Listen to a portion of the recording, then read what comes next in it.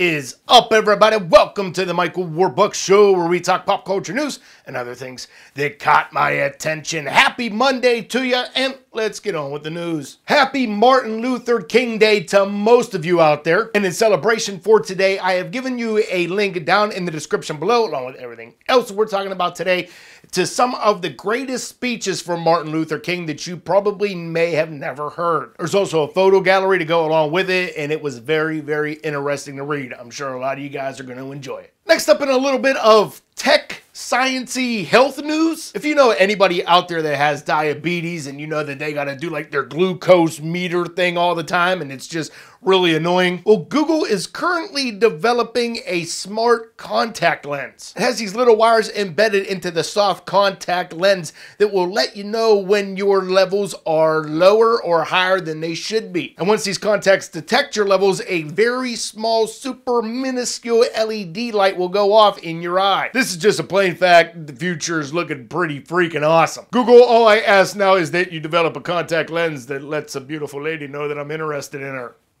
You need to work on that too. All right, moving on to our sports news of the day. If you didn't know, yesterday in the NFL was like super huge games. We had the Denver Broncos versus the New England Patriots. And then we had the Seattle Seahawks versus the San Francisco 49ers. And the reason I'm laughing is because I am sure a lot of you who weren't familiar with the name Richard Sherman are completely aware of this man today. This guy gave a very vibrant interview to Aaron Andrews last night, and here's a quick snippet. Well, I'm the best corner in the game. When you try me with a sorry receiver like Crabtree, that's the result you're gonna get. But he was just going off like he was giving a promo in wrestling or something. And also during the 49ers and Seahawks game, there was a gruesome knee injury to the Navarro Bowman. I can't even show you that. Like, someone's knee should not go like that. And luckily, it was only a torn ACL.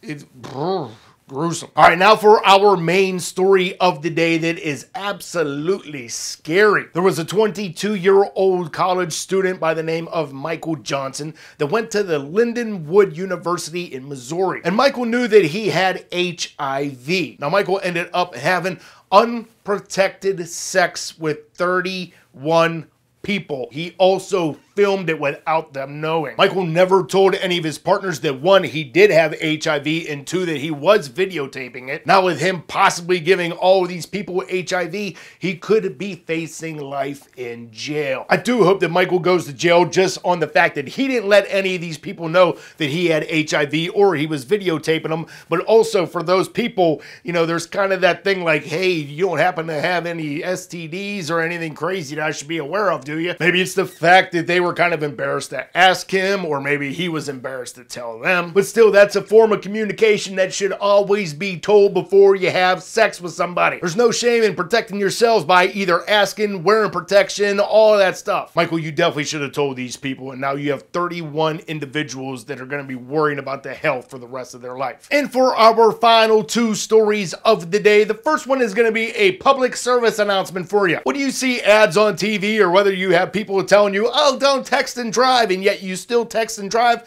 just think you could be this guy. A police officer spotted this guy texting while driving, so his dash cam is catching all this footage as this person is making a turn and probably still texting while driving.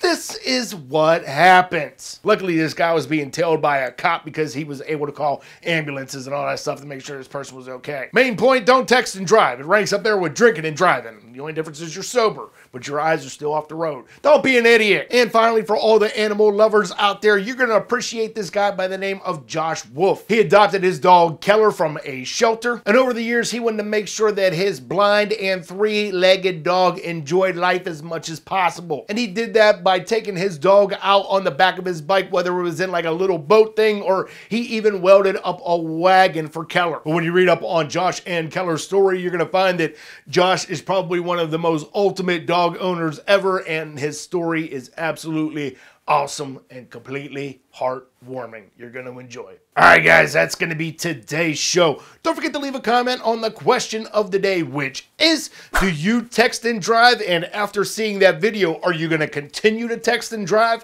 Let me know. Also, don't forget to like this video. Don't forget to share. Don't forget to put it in your favorites. And if you are new to this channel, don't forget to subscribe. And you guys have a great day. Stay awesome, and I'll see you back here tomorrow. We'll see you then, guys.